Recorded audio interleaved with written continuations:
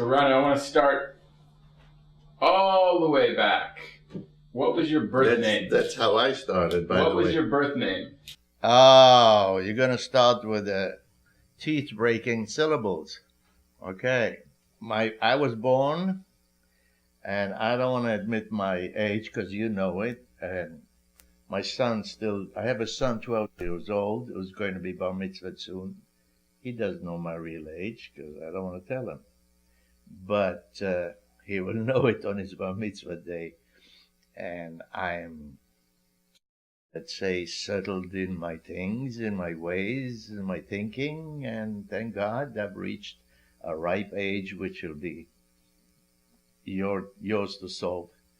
I was born in Haifa in the times when the British ruled Israel. Israel was then called Palestine under the British Mandate. It was just after, it was 1948, it was the War of Independence, and I was born a little earlier than that. So I recall very well. My name at birth was Menachem, or later when I studied violin, my parents called me Menuhin, like for Yudi Menuhin, he was a great violinist. Menachem, and the family name, my parents came from Poland, not far from Warsaw, a small little village. They were actually lovers, and teenage lovers. And my father came back to Israel. He was a real pioneer, a chalutz. He worked making roads. He worked physical, and he was a part of the first Zionistic movement of what we call real chalutzim ha'atyashvut ha'ovedet. He worked the land. He worked in Jerusalem. He was in Jerusalem too. My mother, I want to come back to the name. So I was born under the name of Menachem Lazarovich. Lazarovich is not exactly a biblical name, but Vich is, as you know, in Old Poland and in Polish and Russian, is the son of. Lazer was an abbreviation of Eliezer, which is a biblical name. And later that gave me the inspiration to change my name, and I'll tell you about it later. But I was born in Haifa, and Haifa was the biggest port. The British Army was there. Not 10 minutes from my house was a British camp.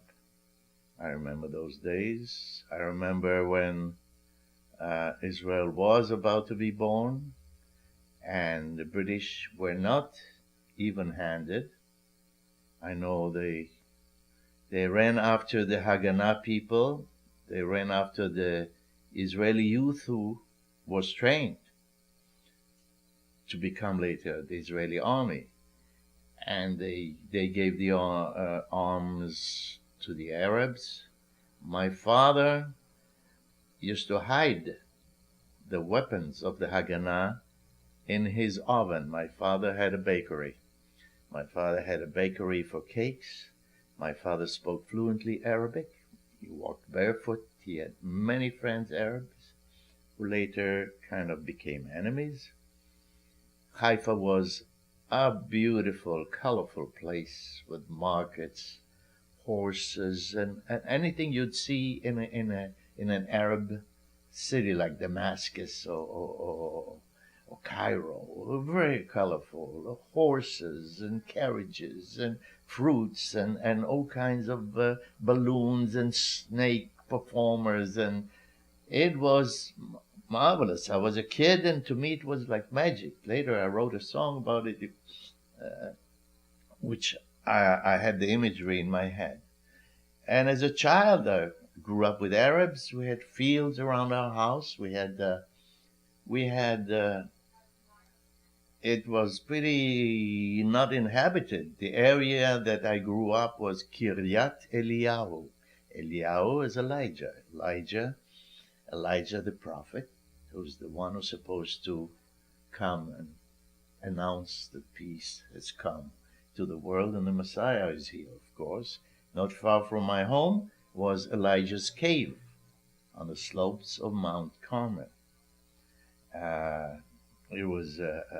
it had a lot of influence on me as a child because I went there and I saw the old people, the old sages with the long beards, and to me that represented the old religious establishment of my mother's family side. My mother came from a long line of rabbis. As a matter of fact, I'm supposed to be one of the descendants of Rabbi Elimelech from Lizhensk, who is very famous from the song, As the Rebbe Elimelech is geworden, sehr freilich.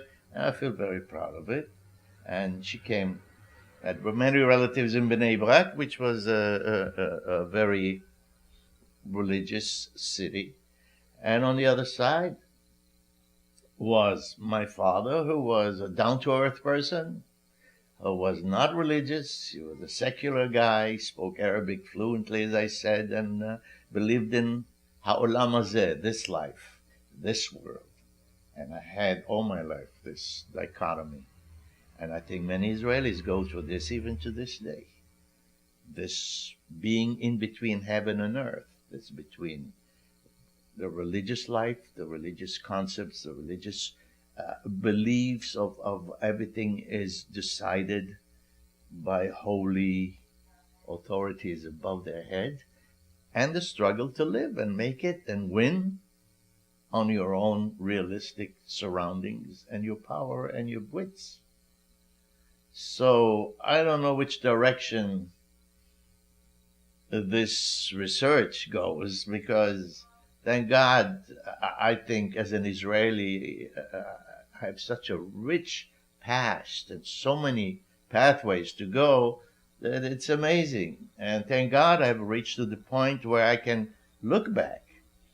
And if you're interested in the music, we can go on the music side, because the first settlers who came to Israel, first aliyahs, the first kibbutzim, the first moshavim, Zichron, Baron, Rothschild, and the first benefactors 100 years ago. They came full of idealism. They came because after 2,000 years of diaspora living in this pyramid in which they were on top, removed from work that is menial, working the land, farming, and all of a sudden they've decided they want to be a healthy nation. And working the land was something they were proud of, and some of them were geniuses and had great education, but they worked the land because it was like something you had to do as a mission. And this is where I grew up. I grew up in Kiryat Eliyahu, which was a small little suburb of Haifa. On the side was Bat Galim, which was closer to the beach, right to the sea. It was. Haifa is a port. And there was a hospital there. Arabs and Jews used to go, Bet Cholim Rambam. And on the other side of the house was the slopes of Mount Carmel. You look up on Mount Carmel and you could see Stella Maris. That's a religious Catholic place. If I went there in the spring, it was beautiful. You go up and you see the whole Bay of Haifa, and it's like magic. Only close thing to it would be San Francisco. If you go up on a hill and you see San Francisco and the Bay, and of course you see the stations, illustrations on marble, drawings of the stations that Jesus made, because it was a monastery there. So you grow up in this world. It fills your soul, it fills your mind, and you have so many ideas. You feel that you belong, and where you belong is like also part of Jesus and a part of Moses and a part of Abraham, Isaac, and Jacob, and you see the Arabs there. And hopefully, as a child, you don't realize there's a big war and a big clash. That came later, 1948. I was still a kid, and I searched in the kitchen through the window. I saw before the British soldiers were beating the Haganah people because they found weapons on them. I know the English are nice people, but they were not, as I said before, very happy to leave Israel. They felt it was some kind of a retreat for them. And they believed the Arabs would win, like the whole world thought the Arabs would win. And from the window of my kitchen, I was a kid, and I saw the Haganah shooting through the windows, and they were shot at, and soon they evacuated me and my sister and my brother. I had an older sister and a younger brother, and they evacuated us to the center of Hadar, of the main city of Haifa. I'm giving you a history, but musically, if you want, if you're interested. Was there music in your household? When did you start becoming aware of music and thinking you might want to? I was musical since childhood. My sister played a little piano, and I think of the three of us, I was the most gifted. I started studying violin, and I started playing violin classical as a kid. And my teacher was a refugee from Holocaust survivor from Romania. And I'll never forget, one of the things I heard from him was that I have to play well because this bow of the violin is the key to life. To him, it was the key to life because he saved his life by playing in the concentration camp, playing classical music. That made an impression on me, and it felt like it's important I should do it. And I was a very good violinist, except for I grew up and I had to join the army like everybody else. I joined the Nachal. Nachal is Noach Halutzi Lochem. It's a part of the army. It's a regular soldier, but you're based in a border settlement. You work the land part of the time after your training, and I ended up being by the Lake of Galilee, down from the Syrian border then. Don't forget, we talk about 50 something, 1950 something. The music, let's go to the music. Okay, music. Besides classical music, my mother, Yiddish and Eastern European melodies, Russian. Folk music had to be born. That's how it actually, if you look at me, you have the history of Israeli folk music.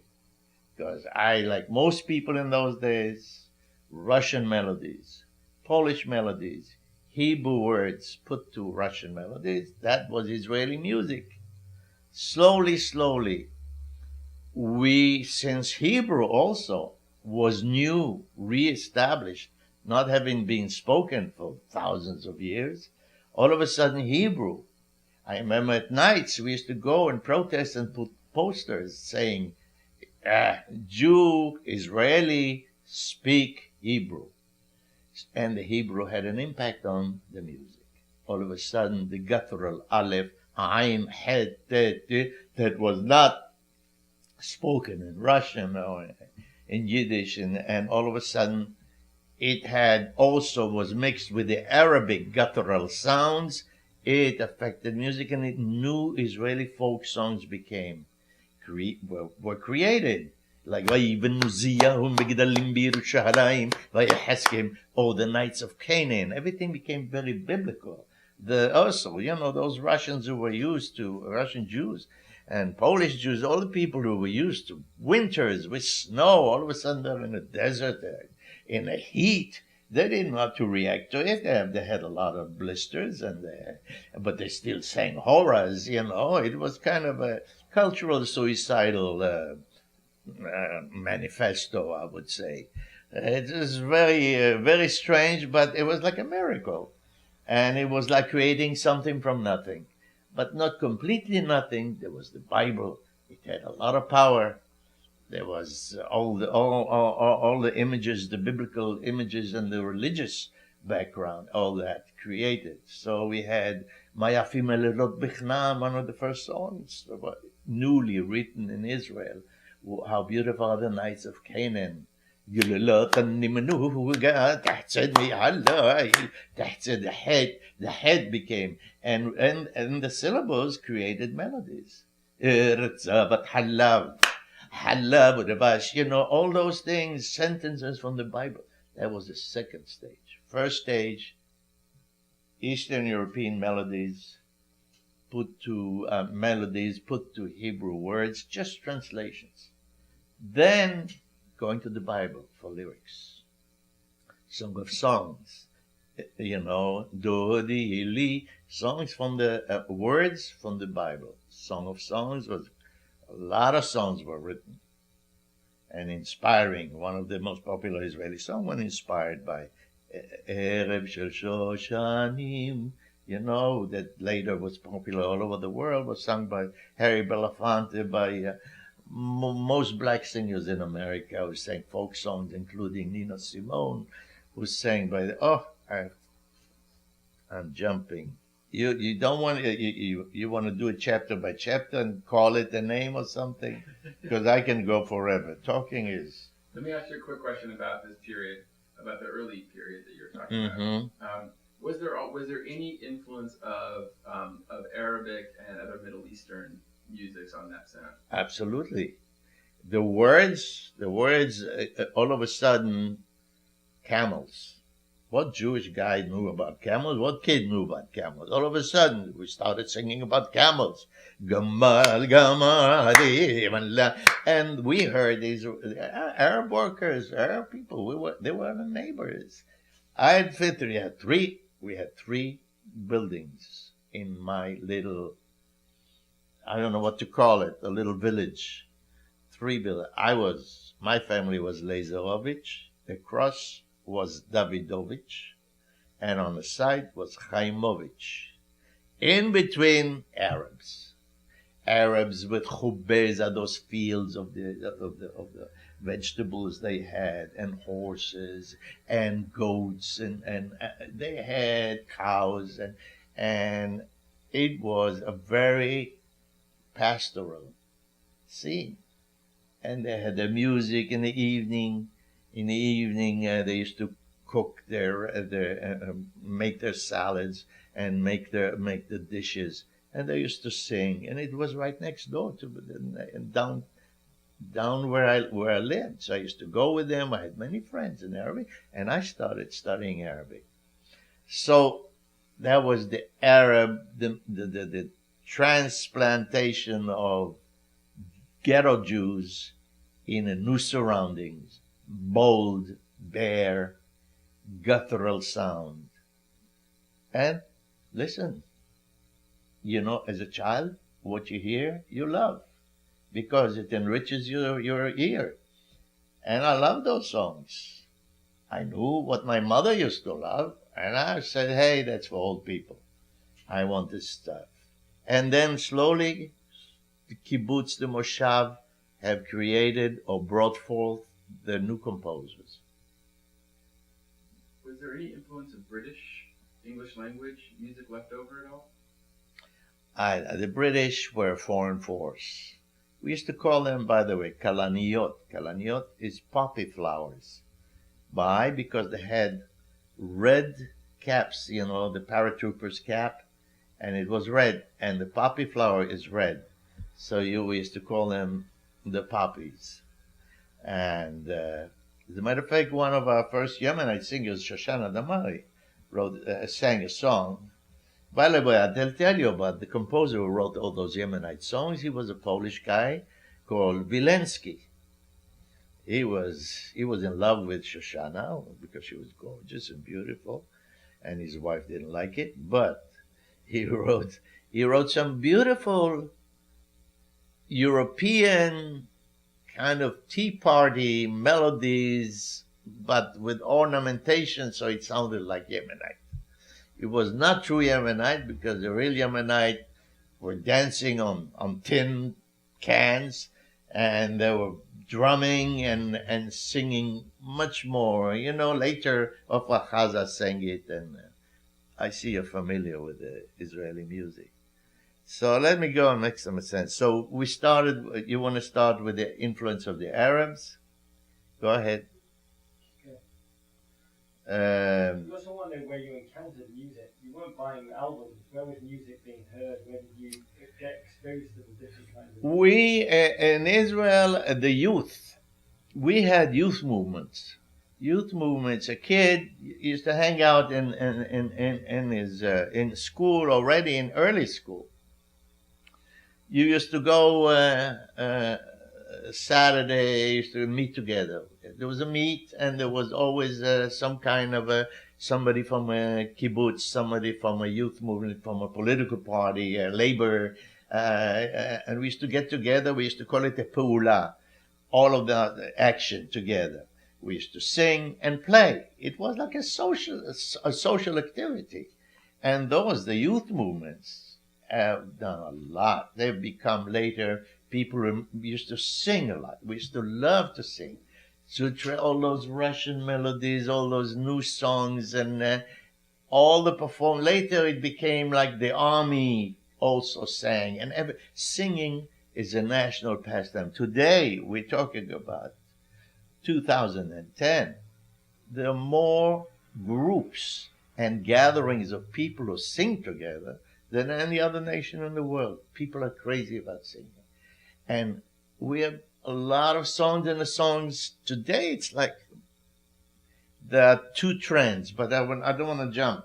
Let's keep going. So what happened? 1950, 55, I was in the army already, and I started meeting those people in the kibbutzim because in the army there was a Tzevet Havai. Tzevet Havai, it was a unit that was in charge of musical people who were in charge of teaching the soldiers songs and dances. Not only soldiers, in the Nachal it was settlements, places. And I was recruited. I was stationed in Tel Katzir in the kibbutz by the Lake of Galilee, as I said. And then I was recruited because I knew how to play accordion. I stole my brother's accordion and I taught myself how to play it. Of course, later, accordion was so heavy, to go and schlep on the big lorries. I moved to a guitar, but I taught people songs, choirs, choruses, and I started meeting the new songwriters, a new breed. People who said, we're speaking Hebrew, we're not Polish, we're not Romanian, we're not come from Eastern Europe, we will write our own music. People like Ze'ev Chavatzelet, Matityahu Shalem, Immanuel Zamir. They wrote songs and they incorporated themes from Arab melodies. And they wrote new words, beautiful. Amitai Ne'eman, he's from Haifa, my hometown. Beautiful songs that were folk songs. Those are the songs that Theodore Bickel brought to America. And everybody thought, oh, what folk music. No folk music. Everything is written by people. People who brought with them the traditions they brought from home. The European type of songs. And now, of course, everything is changed. Everything is modern because communication has equalized everything, music. The only thing that's different now in Israel is that during the days of the Aliyah from North Africa, all the Sephardic Jews, people from Syria, people from Egypt, people from the Balkans, people wrote their own music. The Moroccan Jews, for many years, the tone that was dominant was the Ashkenazi, Polish, cultural tone. They felt repressed for many years, and I guess looking back in hindsight, justifyingly so. There was like when I came here, people heard it and they say, "Oh, you were in the USO in America," but it was much more than that because Because, let me tell you, the subjects, the theme of the Israeli songs, if it was not biblical, love songs, is very, very tied to the history of the people. There's a certain commitment for an Israeli to the existence and the creation of the state. And part of it is the army. So, when we had the Sinai campaign, there were songs about the Sinai campaign, and we sang it. Every time there was something national, we sang it. My biggest hit, which I'm remembered for many years, was created on almost the battlefield in 1967, the Six-Day War. If you want, I can tell you the story of it. I can do it later. Sharem Eshech. Can you sing a little for us? Not really. Well, you got recordings of it coming out of taste. it. Of the beginning. Gadol hu halayla, velach mechayech, chazarnu im boker, el Sharem Eshech. And the chorus is big. At Sharem Eshech, chazarnu elayich shenit. We return to you, Sharem Eshech. Of course, we were there in Beersheba in an Air Force base.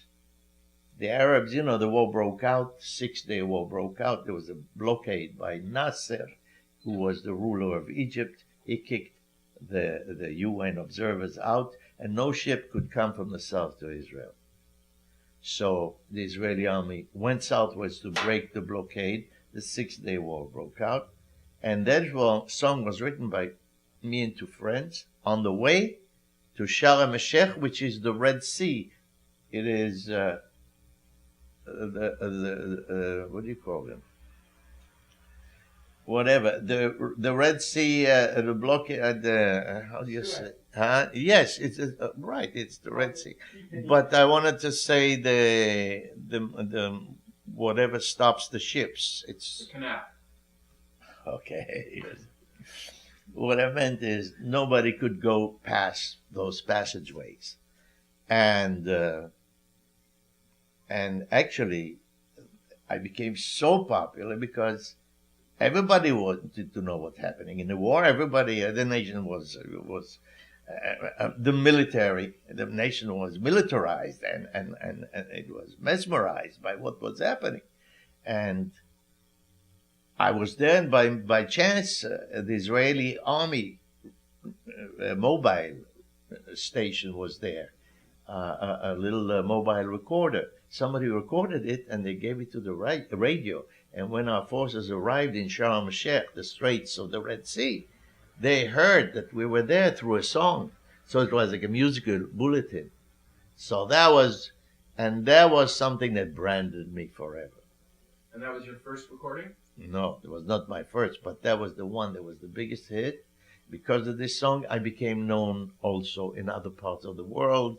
As a matter of fact, some people, because of this song, it was such a big hit that they made Aliyah. They decided to go to Israel because it inspired them. I meet people whose parents did that, but it branded me. I was like, I think it's the cause why I left Israel. At a certain point, I wanted to sing other stuff. I wanted to do personal, to write my own, and I was like Mr. Sharm el-Sheikh. Firstly, going back to the 50s when you were touring with the Nahal and singing the songs, we know Israeli music's very ideological, but you're also a musician, and musicians like the fruits of fame. For you, was it ideological, your work, or were you just enjoying getting the girls, having the fun, being the touring kind of lady? Everybody was ideological, not consciously. But we were so happy being what we are because after the Six-Day War, and maybe 10 or 20 years later, when singer-songwriters in America started, things have changed in Israel too. Because before that, I think I spoke to Dylan about it 100 years ago, because our life, our themes for an Israeli, of course I'm talking about the singer, songwriter, it's in black and white. Live or die, fight or lose, Israel or nothing. because it was a collective I. I was always we. Later, as we got secure in the state and everything, people started thinking about themselves and the shades of the ego and poetry and and women singers and poets and everybody singing about the hair growing the bottom of their toes. I don't know. Everything became the center of you, but the Zionist concepts. So that's a change. That's a big change. The first. If I talk about 1948, the first 25 years, 30 years, it was only we, the army, we, the kids of our parents who were lost in the Holocaust, we, the surrounded, besieged people of the Middle East. We jumped ahead to 67, but you had a career break earlier, if I'm not mistaken. Oh, you talk about my personal career? I was a very lucky guy. I was a lucky guy. I was single in those days. I was good looking. The girls loved me. I had a smile. I loved the guitar. I listened to. Talking about the British, I used to hear to the British, to the BBC. I used to listen to the BBC and get some English songs. So I had books, Penguin books of Burl Ives songs, and people thought I was terrific. Oh, my trials, Lord, all those songs and little spirituals here and there. I learned some spirituals actually from Israeli folk singers, a duo called Hillel, Ilka and Aviva. You know something about? Whoa, he used to make reeds. He used to play beautifully, but he had a Russian heavy accent. He sang spiritual. Whoa, Lord, yipiku belo cotton. Whoa, Lord, yipiku belo day. Yes. And I thought that's the way you sing it, of course, till I came to America. But where should we go now? What was the name of your first full-length album, and what year? You know that I was in the army. When I finished the army, I went to the Hebrew University in Jerusalem, and I studied. I got a degree, and then I wanted to study movies, filmmaking. I was always a photographer, and I have. In the last 6 months of my army service, was a photojournalist for the Lishkat Dover Tzahal, the army spokesman, the army spokesman office. I don't know the name in English, and I did some pictures of the Sinai campaign. I did pictures. I had pictures in covers of magazines, the Navy magazine, I had the Army magazine, and that's how I was interested and I wanted to come to America. And I found out that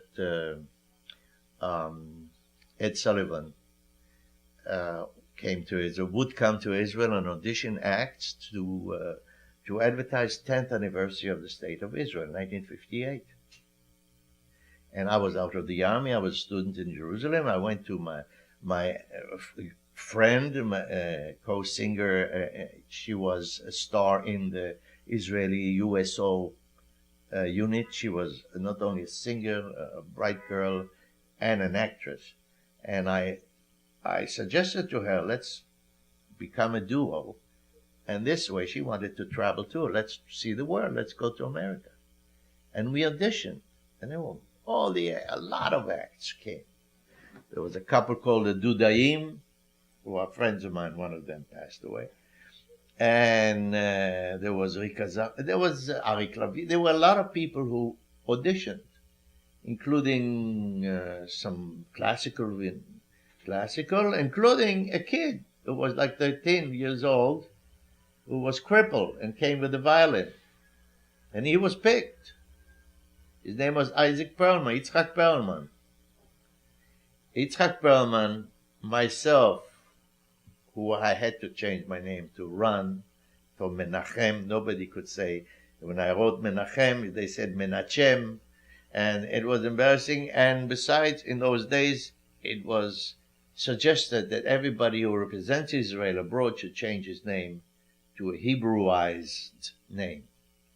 So Nechama was her name. She changed it to Nama, and it became Ran and Nama, and we succeeded in being picked between about 8 acts to go to America for a tour and be guests on the Ed Sullivan Show. By the way, on that show was the first performance of the people from West Side Story. It was right when West Side Story opened. Where did the tour go?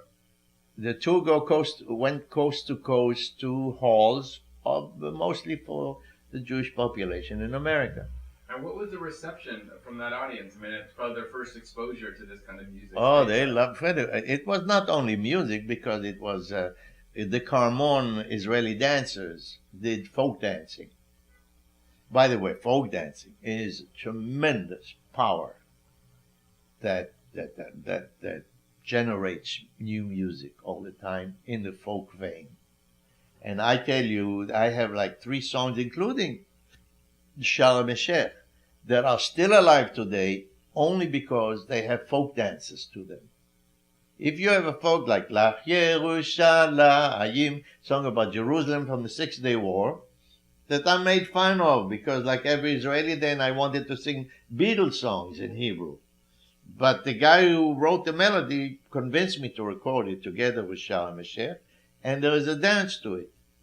And so wherever I go, oh, you did Lach Yerushalayim, Shalom Eshech, and there's a third one that is popular, which was my first big single hit when I came back. So was Hannah Aharoni one of the ones? Hannah Aharoni was a big star, but she was, I wouldn't call her folk music. She was a star like Ima Sumak. You ever heard of Ima Sumak? Like 4 or 5 octaves. She was a virtuoso. Fantastic singer. And she did a career like an international career. Now, we went through the folk clubs, Chicago, Gate of Horn, Hungry Eye in San Francisco. We went to colleges. We met Judy Collins. We met Bob Dylan, Peter, Paul, and Mary, and all those people. I did a Ford Caravan of Stars with Nina Simone, Herbie Mann, all that, because Israeli music was in, I guess, because folk music was in, because international music was in. And that was a period, I went to NYU in the daytime, and I studied filmmaking, but in the evenings I used to play all over. In Gertie's, Folk City, right by, not far from Sheridan Square. That's where I met Bob Dylan, before he became famous.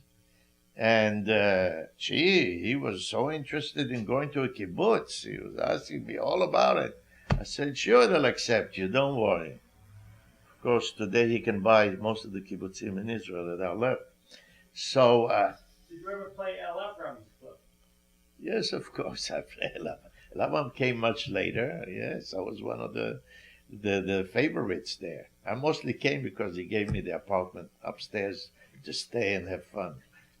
I want to stay in the Ed Sullivan moment for a second. Could you tell us what it felt like when you did the Ed Sullivan Show? I mean, what was that experience like? You know, you have some pictures of this, and you look how I looked there with Nechama, with my partner. Well, first of all, an Israeli who was never outside, never in America. It was like being in heaven, not heaven, like in science fiction. You know, it was unreal. It was unreal. There was no television in Israel. So first time I saw television camera, and we were so young and cute. Oh, you should see. You have the video. And life was much simpler in America. People ate us up. It was unbelievable. Then we did another tour and another tour. And since I played guitar, and we did a record for Columbia Records in which we sang in English. It was something. What was the name of that record? all night long, singing all night long. I think they have the cover there. Where did you record it? In New York. But while we were in New York, we recorded for Israel, and we became a sensation there because our music, because we were both classically trained, we sang folk music in a counterpoint, very sophisticated arrangements. Nobody has ever equaled this yet. And they became classic. They reissued those things. And we recorded for Electro. We have 2 LPs for Electro records. And where did Donkey Debka fall? That's it. That's Electro. That's a record we did here with Milt Oken, who's the producer, the arranger, who was John Denver's arranger and publisher. Where was that album cover shot? In Long Island somewhere. And there's some kind of a children's zoo. Yeah. It seemed that so many of the Israeli albums being made at that time that were recorded in the United States and shot, the photographs were shot in Long Island or wherever. For you as an artist, was there an attempt to market Israel in a particular way in the United States, to look a certain way? I want to tell you, we were so young and naive. We didn't know what was happening. I think the art director decided it was a good idea, and we didn't care. I'm used to donkeys. What the hell? You want to shot with a donkey? As a matter of fact, I have a record with a donkey in Jerusalem, in outskirts of Jerusalem. I have one of them, Zer Shel Pizmonim. I have a record. We're going to bring a donkey in for the second half of the interview. Very good. You came from Israel, where there's a folk tradition. You arrive in America on the Ed Sullivan Show, and you suddenly exposed to a huge amount of American music. Do you remember what you heard? I'll never forget me and my partner who were performing in Chicago, and somebody took us to see Mahalia Jackson. Oh, now I can say it because I've been so many years in America. I can say it blew my mind. But it was like so powerful. It was powerful. We met. I was still a good kid from Haifa. I brought with me my violin, and above the club, I used to go to the bathroom and play Bach on the violin. Everybody thought I was crazy. Downstairs there was Bob Gibson. Bob Gibson, one of the first, I admired him. A lot of his melodies were translated into Hebrew, and in Israel they think that was our Israeli folk music. It's unbelievable. And Bob Gibson, if you're familiar with those, with him, and we met Odetta there. We became friendly. Joan Baez, she loved Ra'anana. Joan Baez, we met at Copley Square in Boston. She played there. It was the beginning of her career. And she had a golden voice. And we sang, and she became very friendly. She became very friendly with Nechama, my partner. Didn't you share a song? Didn't you both sing a particular song? Well, let's put it this way.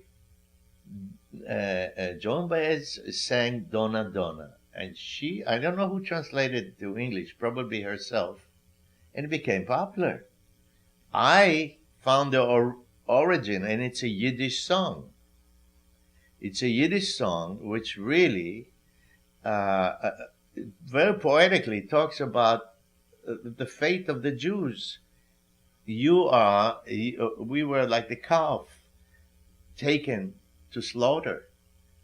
And the calf is looking in the sky and looks at the bird and say, "You're free, you can fly, but I'm going away." And the poya, the farmer, the one who takes him, in that case is the enemy of the Jews, is laughing with the wind. It was a very strong song. Nechama, she translated it into Hebrew, and it became a hit in Israel. And I do it in the original Yiddish.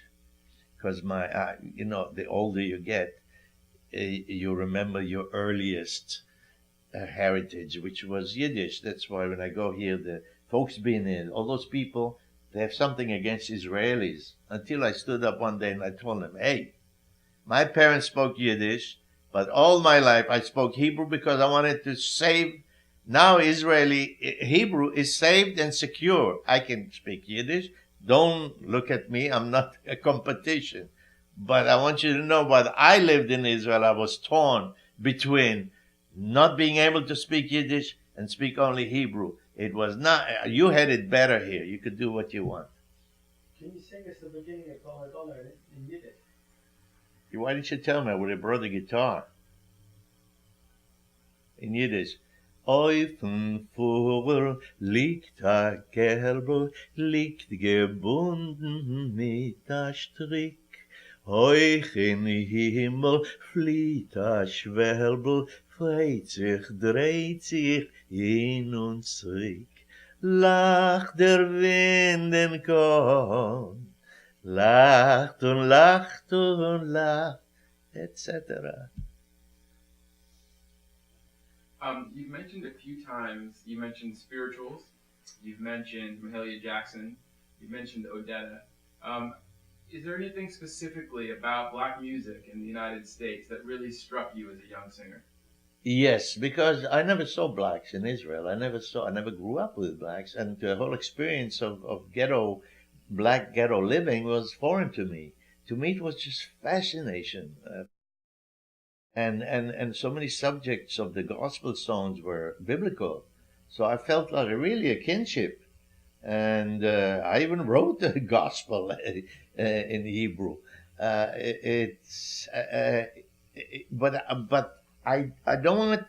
We all, there was a period of people, the civil rights. I identified with the civil rights movement. It just started when I arrived in America. And I met Pete Seeger. We became very friendly. As a matter of fact, a friend of mine who was a quite mature person was a friend of his and gave him the song Tzena Tzena. That was their big hit. His name is Issachar Miron.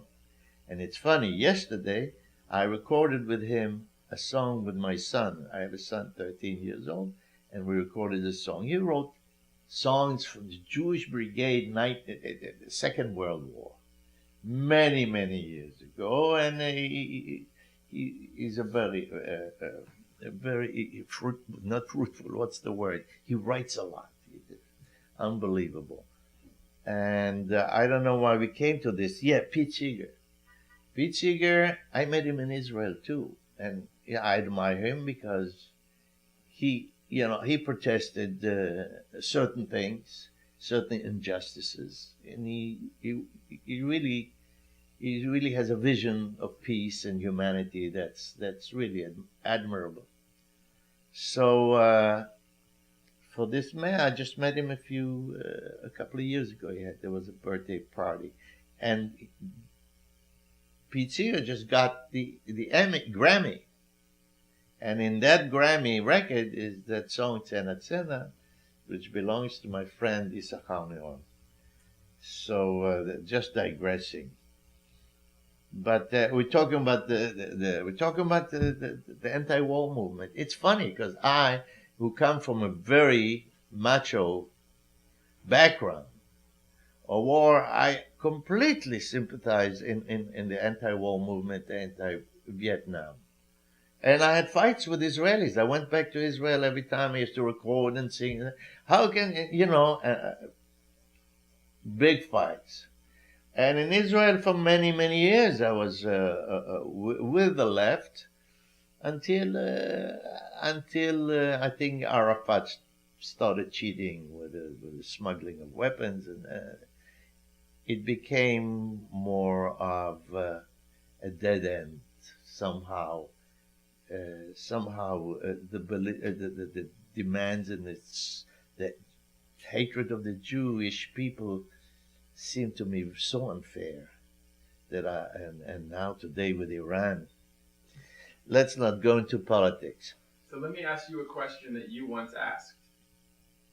What do you do if you're young and white and Jewish? Whoa!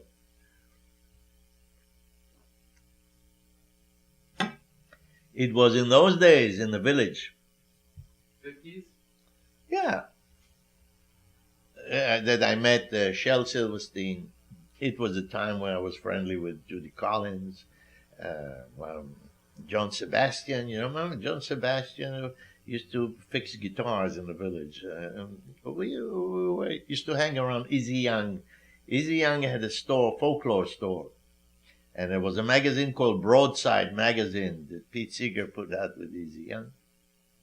And I had a song there, and it was very friendly. The Clancy brothers were around. You know, the difference is all those folk singers, we used to gather around Washington Square. Everybody sang.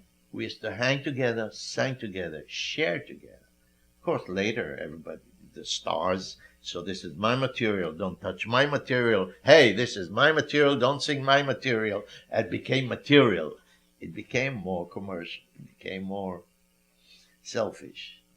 But in those days, the unselfish days of to me, that's parallel to the first pioneers and the Chalutzim in Israel. They used to share the bread with you. We used to sweat together and have a feeling of brotherhood. And the question, I forgot the question now. What do you do when you're young and white and Jewish? What's the history of that album? So I heard this song. I was in a place called Pips in Sheepshead Bay, New York. Nice Jewish neighborhood. Now it's all Russian. There was a little club that spawned new talents, and they booked Woody Allen, they booked Rodney Dangerfield, but they just started. The owner used to be a comedian, and there were two twins. There were twin brothers who worked their place, and they brought me this song.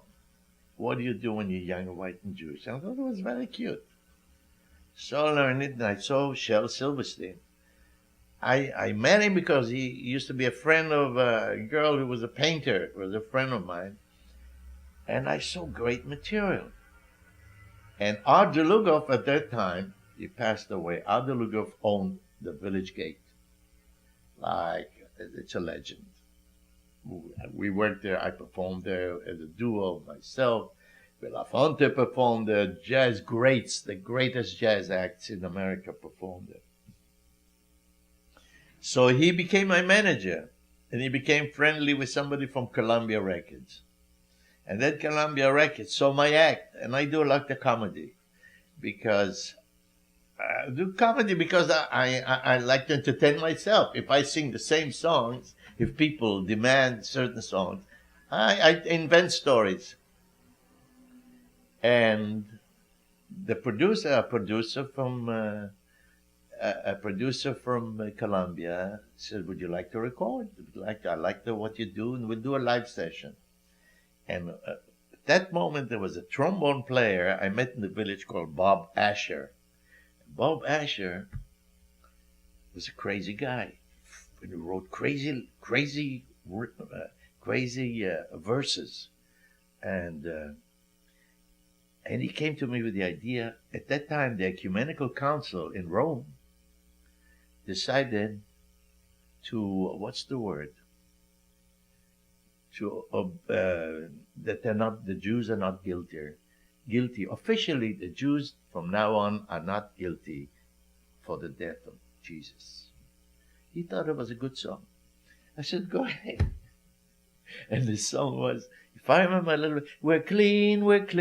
The Vatican says we're clean. We're good and sweet and kind and nice. We did no harm to Jesus Christ. We're clean. The Vatican says we're clean. We'll get 2,000 years good treatment. How attractive, retroactive, whatever. It was a crazy song.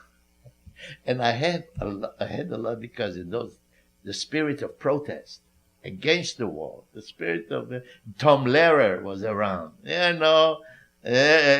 are rioting in Africa, la la la la la la. It was like sardonic humor, which I like.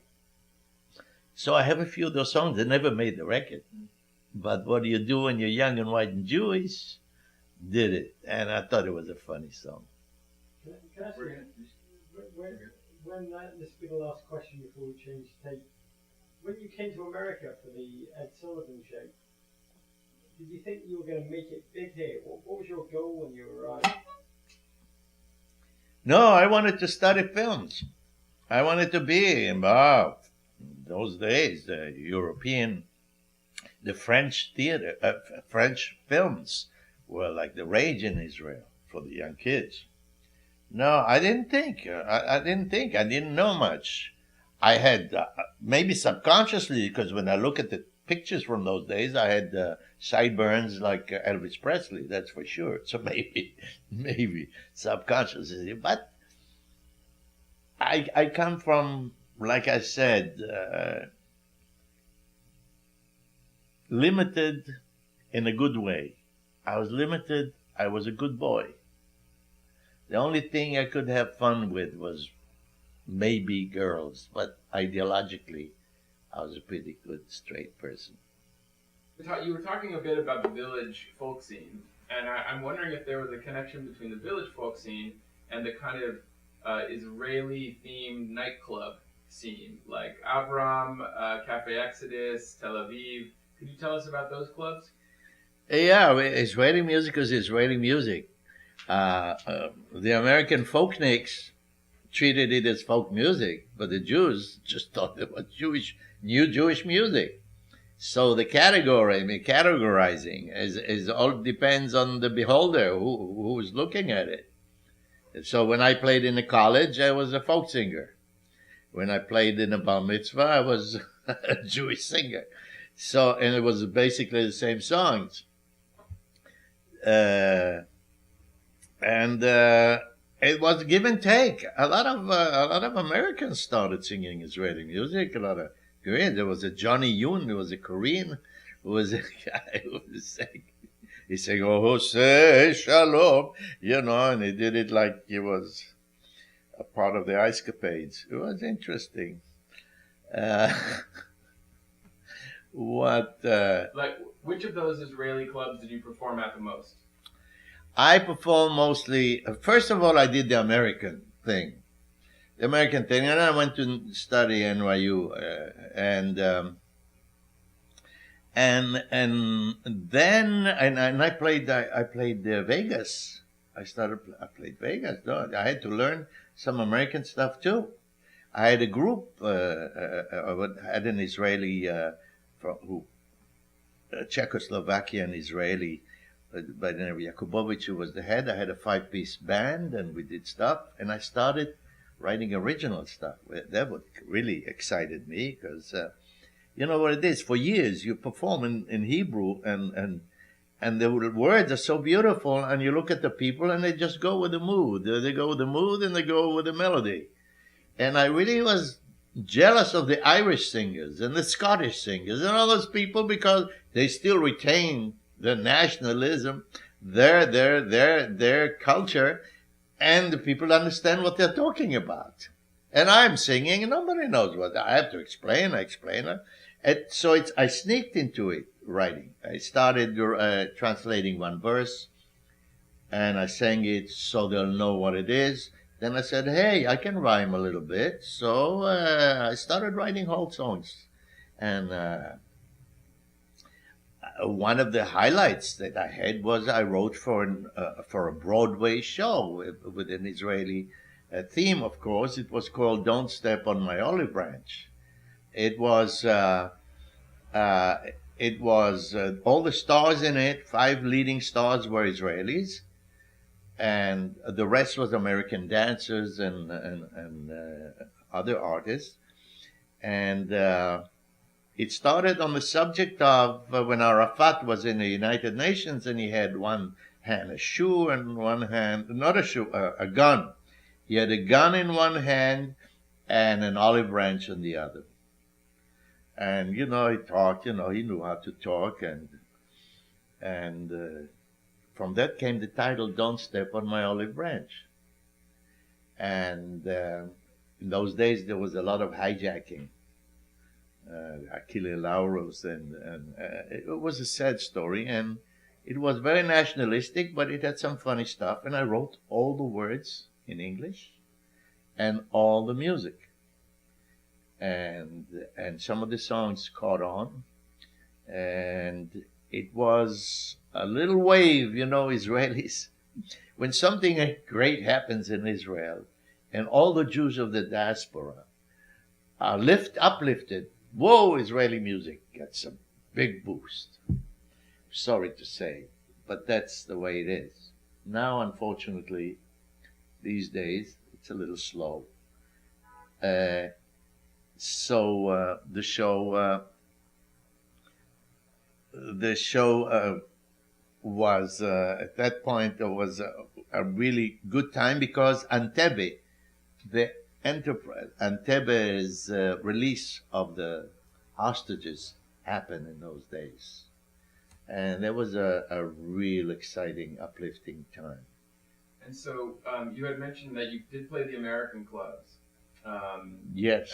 And then, but what about these Israeli clubs? Because they're kind of been written out of history a bit. Cafe Exodus and Tel Aviv. Could you describe what they were like, these clubs? Yeah, I can tell you about Tel Aviv. Tel Aviv, I didn't know that well. I visited there a couple of times. I haven't performed, but I know that my brother came to visit in America, and he needed a place to play. He played a little accordion, and he wrote down, the brother of Ran Eliran is performing. And I felt very good about it. I gave him a little boost. And Exodus started, some black performers used to sing, "This land is mine," that type of thing. But to me, there was one also in Queens called Baba, the Baba Club. Ooh, all the Jewish ladies used to come for matinee. It was unbelievable. They were crying and fainting and running to the bathroom like there was no tomorrow. And my favorite is El Abram, because it's in the village. And the audience was a lot of Jewish people, a lot of Israelis, pilots who came from Israel, business people, United Nations. It was very international, and it was a lot of fun. It was a lot of fun. And it did a lot for Israeli music. Israeli music, Jerusalem of Gold, became popular. That's the classic song of the 6-Day War. And but I don't know if it's because after all, I'm a graduate of the Hebrew University in Jerusalem, and my mother is a descendant of rabbis and intellectuals.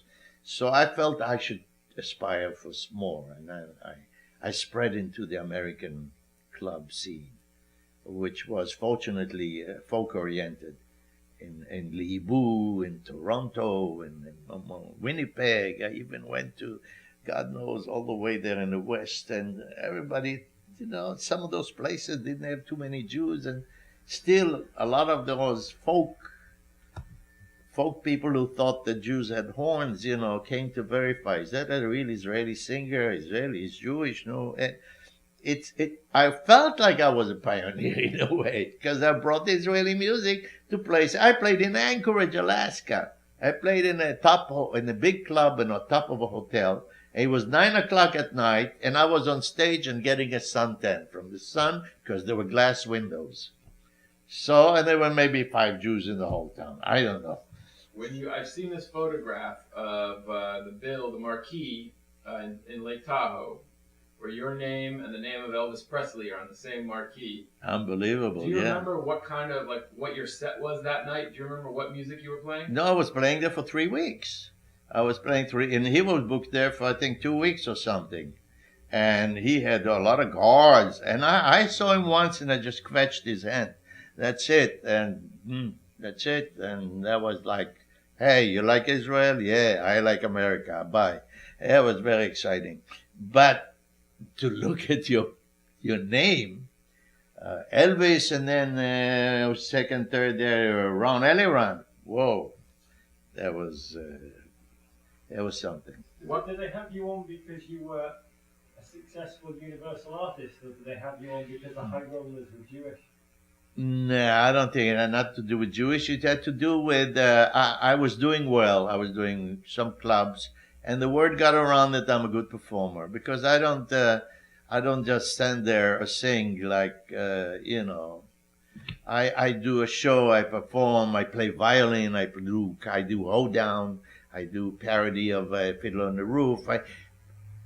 I'm because my mind works. It doesn't mean that it's a better show, because I know what a good song is, yeah, as gold, as the quality it is. But when I have to perform and I have to make a living and make an impression, there's the two sides of every performer. There's the inside creative one, and there's the showbiz extrovert, mostly sexually starved performer.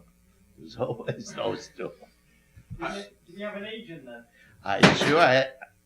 I had an agency who booked me in Vegas, booked me in Lake Tahoe. So you must have had a feeling that the career was on a real up. Yes, it was doing good, What went but wrong? what I would say, and then I recorded with Decca. I did a record with Decca. I did a few recordings, but what happened is it became darker. The heavy rock took over, and folk music was on the way out, and it became it was marching towards rap. It was marching. It was like forget it. I couldn't fake rap. I could fake Peter, Paul, and Mary here and there to sing in English or in Hebrew, do a Beatles song, but you can't rap. Of course, the irony of it is today Israeli music is like black music. Part of it is black music, part of it is Arabic music in Hebrew, and part of it is European San Remo with Oriental frills. It's really any man's guess what's happening, but on the other hand, that's all over. I don't think in America nobody's sure what's going on really these days. I have a live recording of yours that I'm going to guess is from the 60s, from a nightclub in Los Angeles. I'm blanking on the name. It was either Club Jerusalem. Jericho Club. Oh, so yeah. Which has the Fiddler on the Roof parody. It has the Hillbilly Hoedown stuff. Oh, really? But it also has a couple of songs that almost sound like psychedelic rock. I mean, they've got a kind of rock flip. Could you talk about the psychedelic rock? I have an LP that has a lot of psychedelic rock. It was done in Israel. It's on Polydor Records. And somebody one of those record sales, did I send you this wild review? I had an Israeli group that were rockers, young rockers. And they came to me and they said, hey, we got this rock stuff with lyrics of one of the biggest playwrights, avant-garde playwrights, who, by the way, has died since, Hanoch Levin. And they said, would you like to do it with us? I said, okay. And we went to some Cholon, some outskirts. In those days, it was a small place in the basement. We rehearsed for about 3 weeks. I brought my violin. We hooked it to the sound system. And I think it's one of the most advanced rock thing because as like any other teenager, I had part of my dream was also to be a part of the rock and roll, I hate to admit it, and some people don't forgive me. I go to Israel now, and I have so much reverence, and people look at me because they remember the folk time, the first songs, the first 20 years of songs, and they look at me like I'm the ghost of Hamlet, and they like bow, and it's unbelievable the reception I get. I feel embarrassed, but they remembered the young, pure lyrics and idealistic atmosphere that the country lived in. And I had those problems here. You cannot appeal to everybody. I did a show called Night Song at the Village Gate after my Broadway show, in which I wrote songs. Half of it was rock. And the Jewish people who came from yeshivas, from Orthodox, from middle class, Queens, they left in the middle. They were waiting for Jerusalem of Gold, Shar HaMeshech, and those things, and those pure folk stuff. And that's one of the, I would say, we're coming back to that duality or double life. I call that record because I knew it's a problem. The Jewish heritage, the tradition, the holiness, the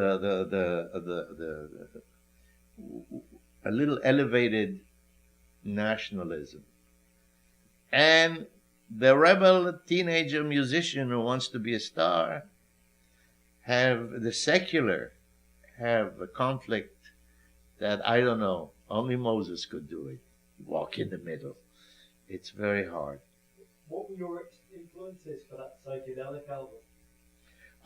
Listen. I lived in L.A. for a while. There was there was Buckley. There was all the Hendrix. There was everybody. I was in the village. I went to Hendrix' studio and I heard him play. It was unbelievable. I was very curious. Listen, to me, America was one big circus. Were you experimenting with psychedelic drugs at the time? No, I was always a good boy. You know, I first of all, today, if I take 2 sips of wine, I get high. And if somebody smokes a joint next to me, I'm high for a month. So I was lucky. And as it is, I'm a little, you notice, I talk here like I don't know where the end of this sentence is going to reach. So you're in Israel. There's a psychedelic music scene that's going on there, like the High Windows, the Churchills, all those. Yeah. Listening to them today, it sounds very conservative. But in those days, sure. Were you involved in that scene?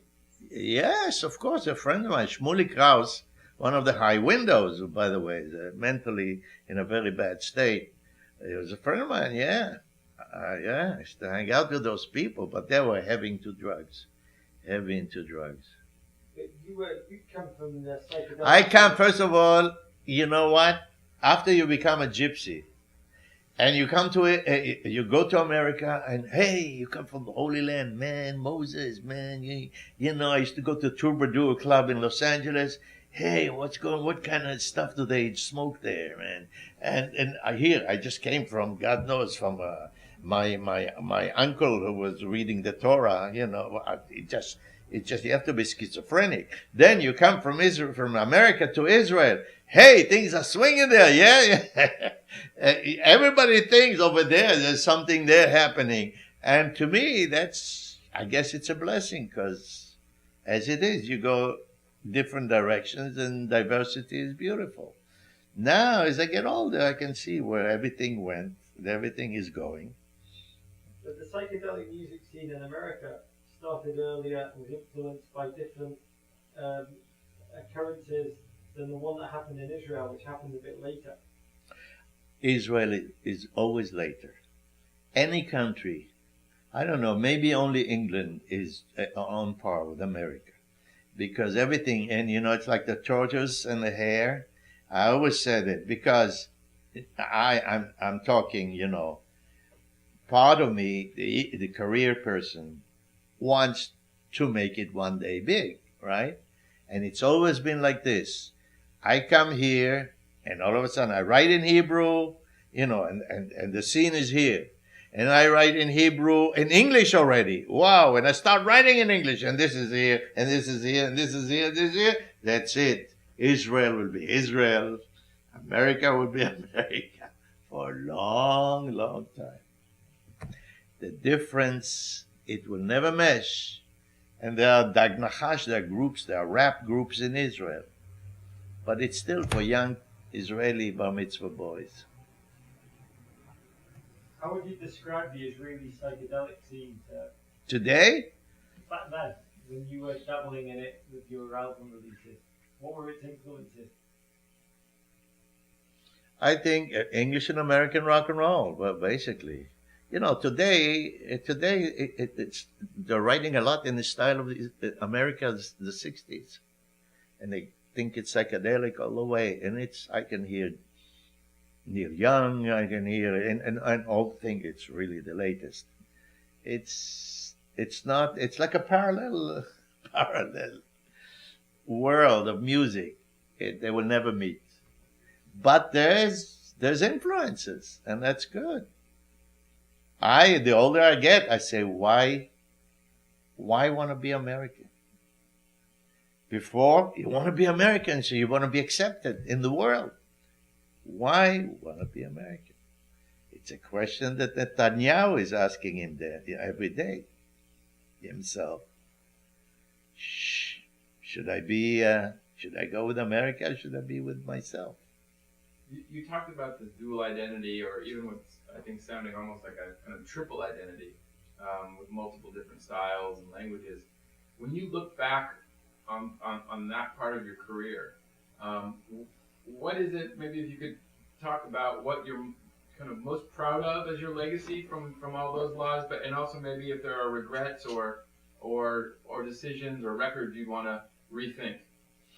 I'm very proud of everything that came from me, which means that I didn't go copy or like even Las Vegas, as exciting as it was and money-wise, it wasn't me. I was trying to be an entertainer. And that was a great word. There was Sammy Davis Jr., Frank Sinatra. I met a lot of great people. But what I wrote myself, is what's great. And I just thought of something and I forgot.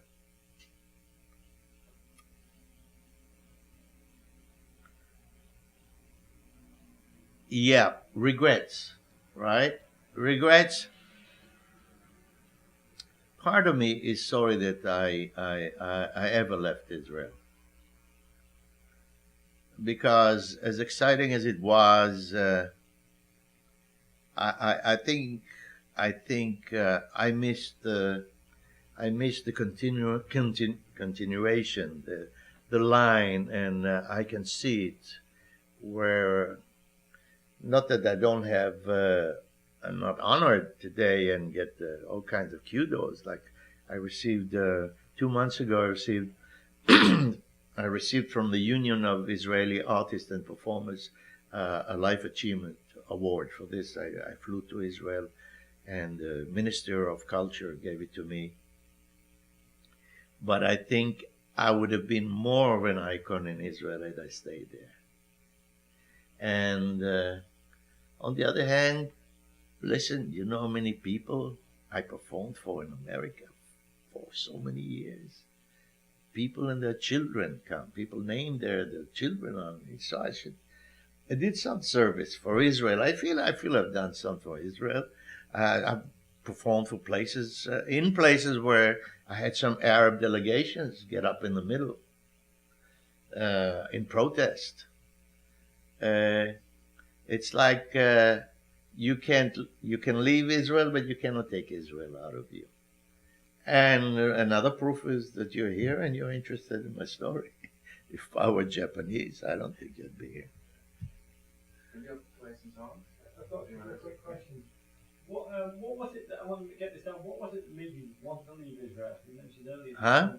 What was it that made you want to leave Israel in the first place? Well, no. In the beginning, it was just to see the world, and wanted to study filmmaking. I wanted to become a filmmaker. I joined this girl just so I can go to college and learn and study. I studied with Scorsese in NYU. I went to film school there. You mentioned with the popularity of Sharm el Sheikh, you just wanted to get down. It was kind of a pigeonhole. It was pigeonhole. I thought there was too many parts of me that that are blocked just by one song, one style, and one image.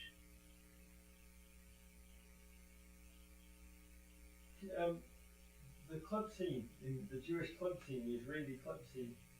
We got told by Eliran that it was very kind of sex, drugs, and rock and roll. Is that true? Not at all. No, it was a family place. Eliran is a family place, a little younger for young kids who were to get together, but it was very, very clean. Don't forget, there was another place in the village called Finjan. The Finjan place was folk, but more international. A little Arabic, a little little other languages, and on all the young Jewish teenagers used to go there. And there was another Finjan place, but no way I would compare the Jewish clubs to an American oversexed drug culture at all. There was a flood of Israeli acts coming over. Pretty well anyone with a guitar was coming over after 1967. No, there were not too many acts in Israel. What are you talking about? 10 acts in the whole country. I'm telling you. Who do you remember who came over? Who do I remember? Well, I think the first guy who came, one of the first, is Theodore Bickel. Came and he made a career in folk music. He recorded. Then we had more cabaret style and concert style like Shoshana Damari, then Yafa Yarkoni, and Arik Lavi came and he sang on Broadway. He was a part of a Broadway show, musical. The Carmon group, the Carmon dancing group, folk dancers. I toured with them in many places in Canada and the States.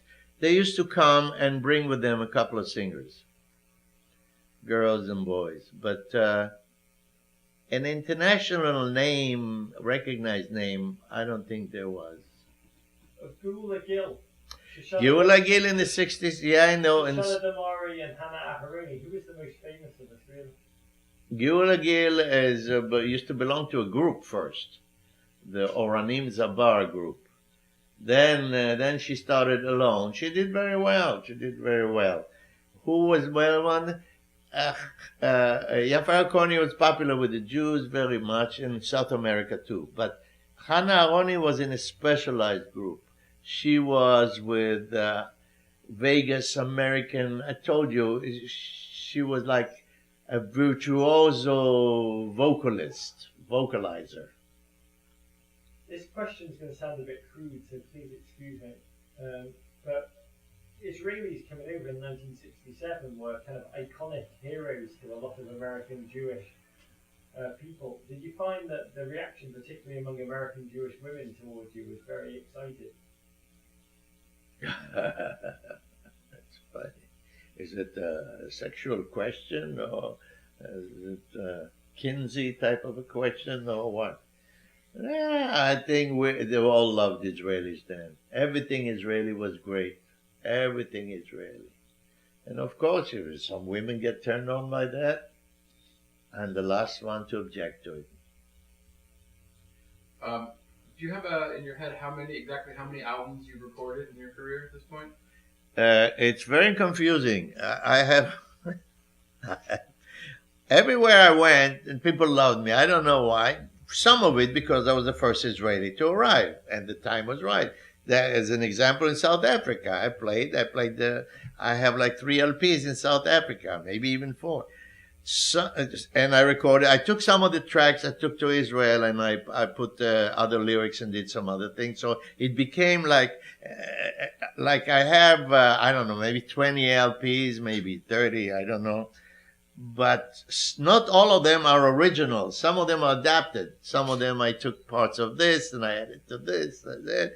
So it's very hard. But I have at least 25, I think. Which are you most proud of? I like the psychedelic record that I did in Israel. And what was the name of that album? It doesn't have a name. It's just called Ran Eliran. It's on Polydor, and it has a psychedelic cover in color, many colors. And I just recorded a song. I just recorded a song in Israel. A beautiful love song by Nachum Heiman, Nachche. He belongs to that first generation. He's like 75 years old. He's one of the first folk. He used to be a shepherd. He wrote folk music. He recorded songs for Nana Mushkuri in Greece. He was a neighbor of David Bowie in London for a while. He's really a character, and he writes beautiful melodies. and I just recorded it, and he's going to play it on the radio. Can I play you a couple tunes and see what you think? Any memories you have? Oh, Okay, here's one. sure.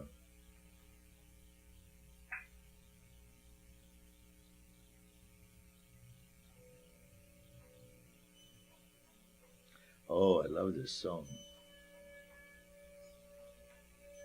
Maybe is that it? Oh,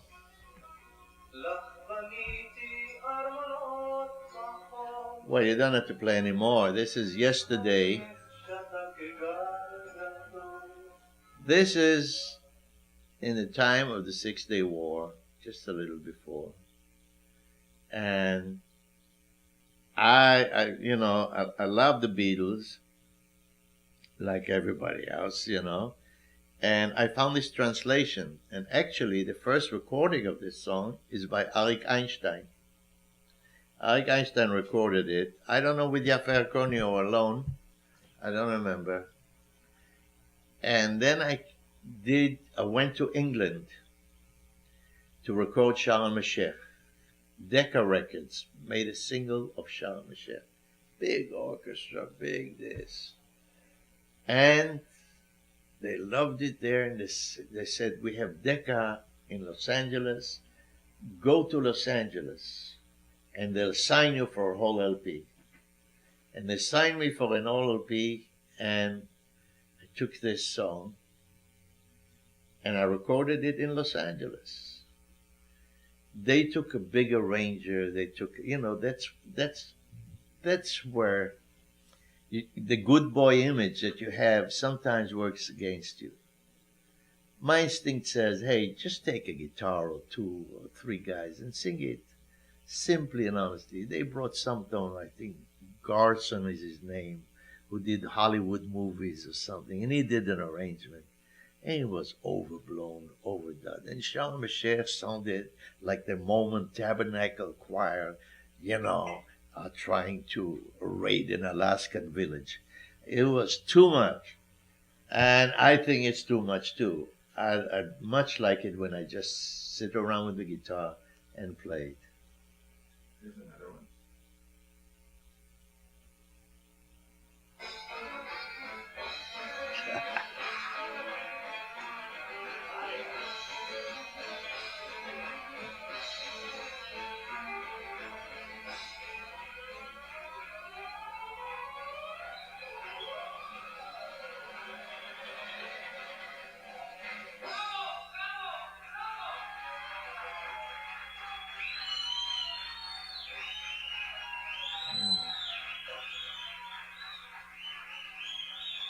That's it. I bet you never knew that I learned to play the I very strange man. He was a cowboy, man. I forgot about it. He was a volunteer to the Holy Land. And he swore he was the first and only fiddler on the roof. I bet you didn't know that story. Did you know there was a man in Jerusalem standing on the roof with a fiddle? Wow, I forgot about this one. He's got no money, he's got no fees. Toasted bagels are hanging on his knees. From a country kosher boy. All right, I'll tell you what. This is influenced by when I did What Do You Do When You're Young and White and Jewish record. So I found out I can do a country type of an accent. And in those days, Fiddler on the Roof was a huge hit. And the man who was with me in the army is a friend of mine, is Topol. And Topol was making it big in London. Big, big, big in London. And I remember he gave me tickets, and I went there to see him. And he's standing there, and he struck me. I tell people about it until still today. He's standing there, and he sings "If I Were a Rich Man," and he's crying that he's poor and it's terrible. And I was sitting there, I remember, and cried too, because I know that this guy is making the most money that any Israeli actor has ever made on any stage, and he's crying how poor it is. So I cried. So when I play in the club, I fool around with Fiddler on the Roof, and I do Hoedown, and I made those lyrics just before we recorded, so I'll have something to record. Is there anything else you want to tell us that we didn't ask? I don't know. I think we should save the heritage. We should save. There should be like a group of people, a committee who decides what are the most beautiful songs, meaningful songs, and we should save them, because the way it's going digitally, the way it's going on the website with everything else, it's going to be soon a big salad, and we should have a definitive type of an archive for that. Hi, I'm Eliran, and this is my story, nobody else's.